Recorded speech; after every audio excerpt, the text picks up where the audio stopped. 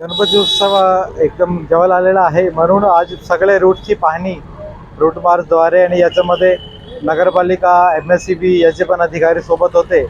आत्ता जस्ट आम्ही केली आहे. सो जिकडे जिकडे काही गड्डे आहे किंवा वायर्स वगैरे खाली आहे त्याचा आढावा घेऊन ते संबंधित डिपार्टमेंट उद्यापासून त्याच्यावर कारवाई करणार आहे.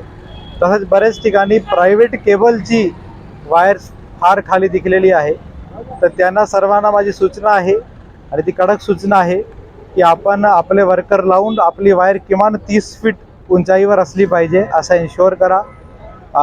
PI सदर बाजार याबद्दल त्याची मीटिंग पण आता घेणार आहे आणि जरी त्यांनी प्रशासनाची सूचनाचं पालन नाही केला तर त्याच्यावर कायदेशीर कारवाई केली जाईल. वायर पण आम्ही जो काही आहे आम्ही रिमूव्ह करणार, कट करणार.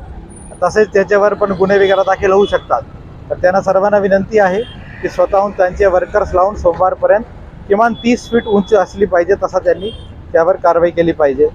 तसेच पूर्ण रूटची पाहणी करून सगळे गणेश मंडळ वगैरेची आमची 3 वेळा मीटिंग झालेली आहे. अगोदर सर्वांना सूचना दिलेली आहे. खासकर वेळबद्दलच्या बंधनची, नॉईज पोल्युशनबद्दलच्या बंधनची सर्व सूचना दिलेली आहे आणि पूर्ण गणपती उत्सव शांततेने पार पडेल याच्यासाठी आमची पूर्णपणे तयारी आहे. नागरिकाला एकच आव्हान आहे की आपण सर्व हे महाराष्ट्राचा राज्योत्सव आहे गणपती फेस्टिवल, तर हर्षोल्लासाने आणि जोशाने सेलिब्रेट करायचं आहे. पण करताना प्रशासनाला सहकार्य करावा.